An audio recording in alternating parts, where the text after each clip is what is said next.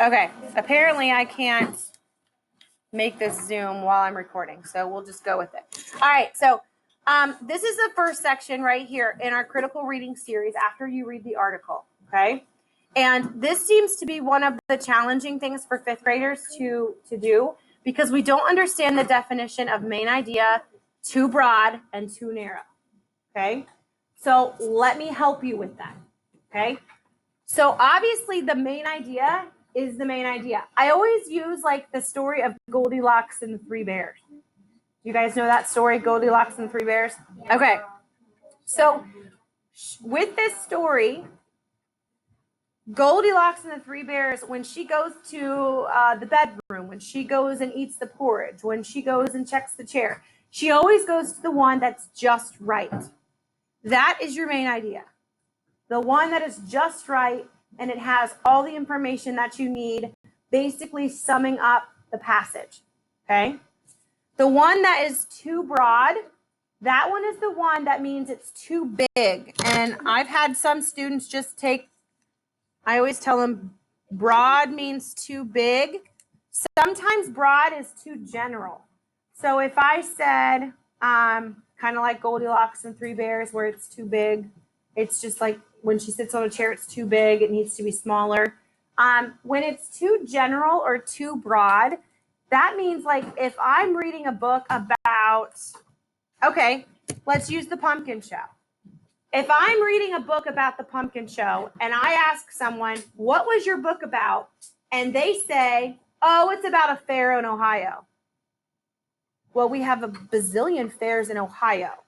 So you're not being specific enough to what the pumpkin show is.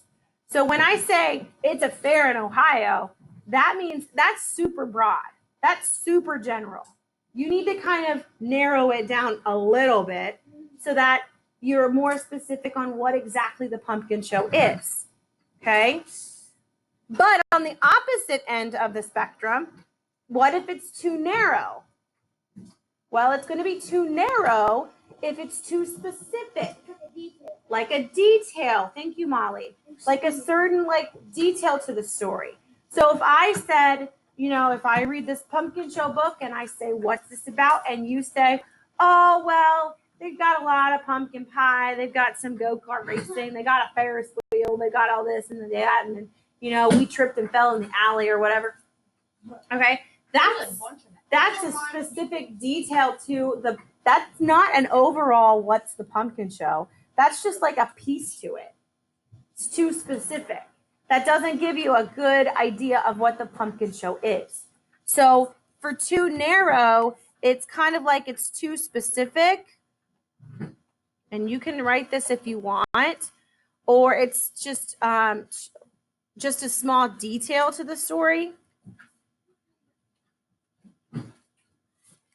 And then what you're going to do is you're going to look at these three choices. Now, we haven't read the article yet, so we can't answer the question.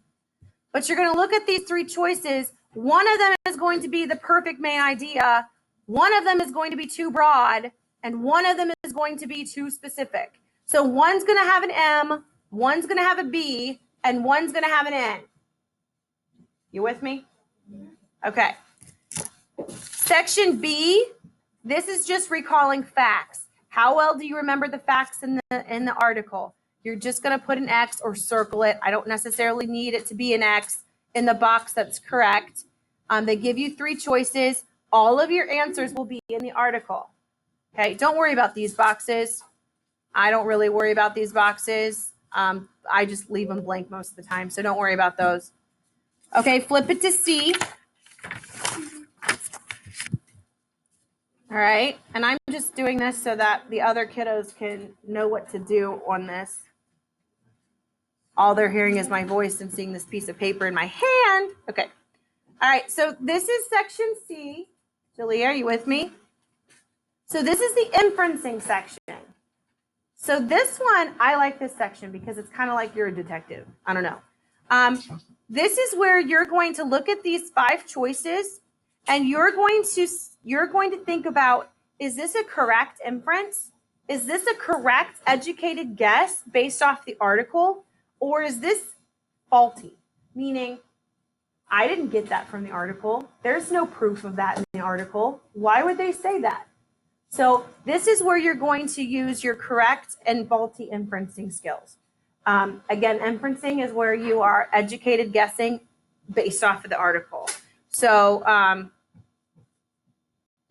so you're just putting a C or an F on each of those blanks. Don't worry about that. You don't need to worry about that. Okay, D. D is fun because there's always a number 5 on the back that you guys always forget. There's a number 5 to D on the back. So this one is vocabulary section. This is where you're using your words precisely. This is where you need to know what a synonym is, and you need to know what an antonym is. Synonym means same. Antonym means opposite or different, okay? So you need to know what those two things are to do this. So what you're going to do is they're going to give you a sentence from the passage, and they're going to use a word that maybe you are not familiar with. This particular one is hazardous. Okay? So then they want you to use your context clues, and they want you to find the closest word in meaning to hazardous and the opposite in meaning. Now, technically, you could probably do this without reading the article. So it would like, but it is hard to think of a more hazardous job than smoke jumping. I don't know much about smoke jumping. Obviously, you have to read the article, but it's hard to think of a more hazardous job. So what word, safe, exciting, or dangerous, would be a synonym or closest in meaning to hazardous? Without even reading the article, you can figure this one out. Jace? Dangerous. So here you're going to put a C for closest. Then you have to find the opposite or nearly opposite of hazardous. So out of these two choices, which one is going to be the opposite of hazardous? Safe or exciting? Sometimes these are tricky. Amber? I would say A. So then you're going to put an O there. What are you going to do for B? You're just going to leave it blank. Stays just like that. That's your answer for number 1. Does that make sense? Okay. So don't forget number 5. It's on the back. I don't know why they do that, but they do. I don't know. So the next section is author's approach. And this is where you put an X in the box next to the correct answer. They give you the answer. They give you the questions. The author uses the first sentence to, what did the author mean by the statement? So this is basically the author's purpose section, and it's just multiple choice. Again, you don't need to worry about this section. You don't need to worry about this. You don't need to worry about this. Don't worry about any of that stuff. You don't have to do any of those boxy things. Okay? There are 3 questions in that section. All right, so the summarizing and paraphrasing, that one takes the longest. This is where you're following the directions for question 1. It says, look for the important ideas and events in paragraph 8 and 9. Summarize the paragraph.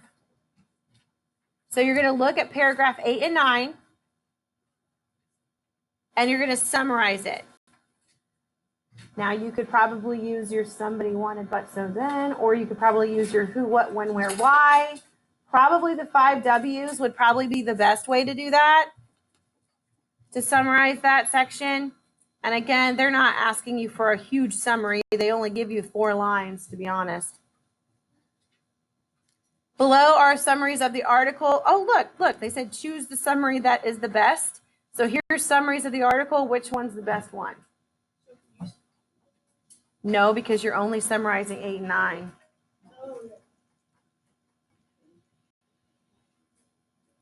I don't know who that is.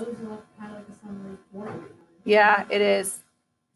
Then you've got number 3 up here. Choose the best one sentence paraphrase. Remember paraphrase? Do you remember what that word means? What's it mean? Use your own words. We've done this before. We know that word. Yeah. Critical thinking section, again, you don't have to worry about this part. Critical thinking section, you put an X in the box next to the correct answer for questions 1, 2, 3, 4, 5. So critical thinking is just multiple choice. And then you go to the back, number 3. Again, you can see why this takes, a while to do because it is lengthy. You do not have to do personal response. You do not have to do self-assessment.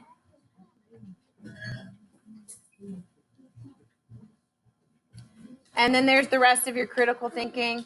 This is where use what you know about smoke jumping from the article. It lists at least 2 ways that's similar now to the way it is in 1949.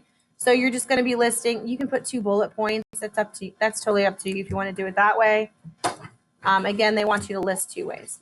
And again, you don't have to do this or that. We never really do these 2, ever.